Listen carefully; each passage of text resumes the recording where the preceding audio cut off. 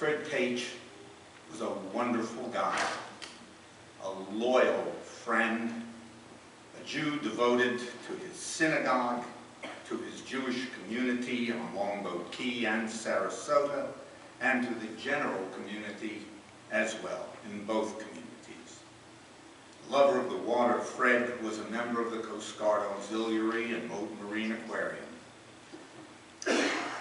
After Fred and Alice moved to Longboat Key, Fred, now boatless, continued to fish, and he found the time to work as a volunteer for the Jewish Family Children's Service in any place where and when help was needed. But gradually his specialty, he specialized in the used car department. If anyone wanted to make a donation of an old vehicle, it was Fred's job to go out, get it, bring it, and sell it. It was working pretty well. Fred, as a matter of fact, I remember Fred making me an offer before he had collected the car one time. He said, "How would you like to drive a Jaguar?" Sounded pretty good to me. I said, I don't know, Fred. He said, "Well, let me check it out anyway." So Fred went to the place this Jaguar was located. Couldn't get it to start. Tried something else. Couldn't get it to start. Finally, he raised the hood, and out jumped dozens of rats. They had eaten the wires and everything apart. He didn't take the car. Neither was I. Fred had a lot of interesting stories to tell, fun stories. I won't tell you about the time at Alice's sorority house where Fred put a microphone in the toilet and with a remote, a speaker, and with a little remote microphone he had, started talking to whoever was the occupant of that particular stall. But I won't tell you about it. It was through Temple BETH Israel that I came to know Fred. On my very first interview here, it was Fred who picked me up for breakfast, and I thought, boy, this Temple BETH Israel, fancy place. We're going to go high class this morning. We went to, how many of you remember Isabella's? Oh, well, we went to Isabella's. It was the best breakfast I ever had. Pancakes, I was hooked, and I said, okay, I'll take the job. Fred was a member of the Board of Trustees. Later, he became vice president, and it turned out that that exalted position was one he wished he had eschewed because it entailed periodically announcement duty on the bimmer. Fred, as all of us know, could walk up to a stick and start talking and have a wonderful conversation and make great friends. But when it came to standing up here, he would freeze. So every Saturday morning that Fred had announcement duty, we used to come in here early and we would rehearse the announcements. So finally he decided he'd get rid of the vice presidency. His favorite job, I think, was as House Committee Chairman. He had inherited the job directly from Joe Boardman, Oliver Shaw. Fred was totally on top of the needs of the building, and he did an admirable job. And when he and David and I weren't screaming what had to be done and what didn't need to be done, he really got things done.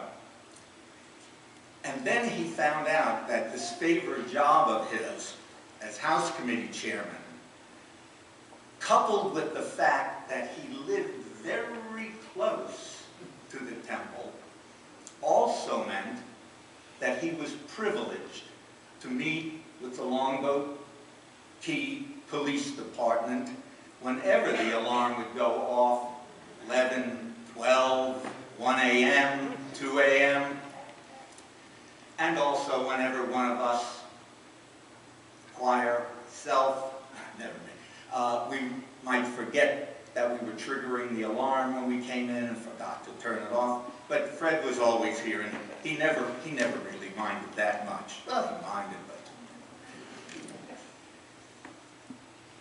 when Temple Men's Club, took on the responsibility of delivering Meals on Wheels, Freddie was one of the first to volunteer.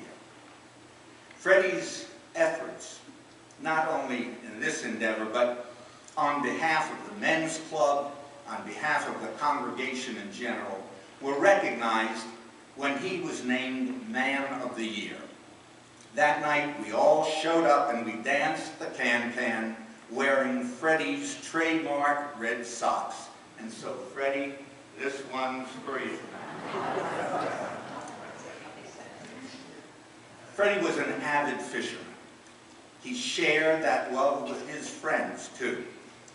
Even when they were physically debilitated, Fred managed somehow to get them out on a boat, get them out to catch fish, and if not catch fish, even more important, to enjoy themselves, to smile when they really had lost pretty much all their capacity to smile. In the friendship department, Freddie was devoted and he was loyal. How many times did he come through? For me personally, and for so many others. Though it is Fred whom we eulogize and remember today, the fact of the matter is that Fred was not what he was alone. The love,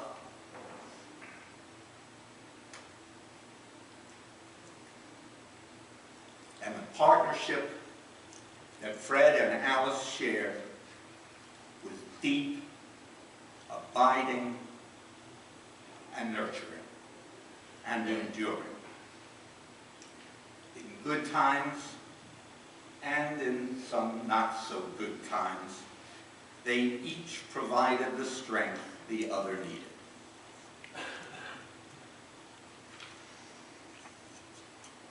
Like many other fathers who are often driven in their jobs, driven in their careers, driven in their businesses,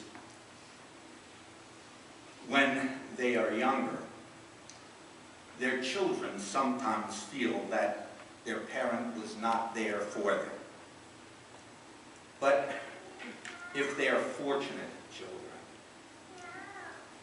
they have, and if he is a fortunate man, there's a wonderful wife and a wonderful mother to help fill in the missing time, the missing presence.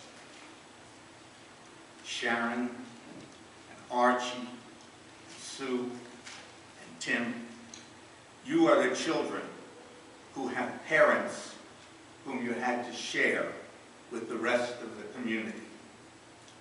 It cannot always have been easy. I hope that you know how much you were loved by your dad. I don't know if he always communicated that to you, but I sure know he communicated it to me. And boy, were you loved.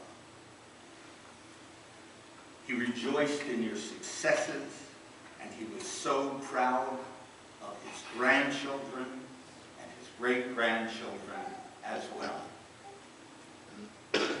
In the Mishnah, one of our great repositories of law and learning, the following question is written. Mi ashir? The answer, hasomeach b'chelko. Who is rich? He who rejoices in what he already has. Fred was rich, and he knew it. He knew it. Rich in the love of his family, rich in the love of his friends, rich in the love of his community, and rich in the love of his people. And I think also rich in the love of his God.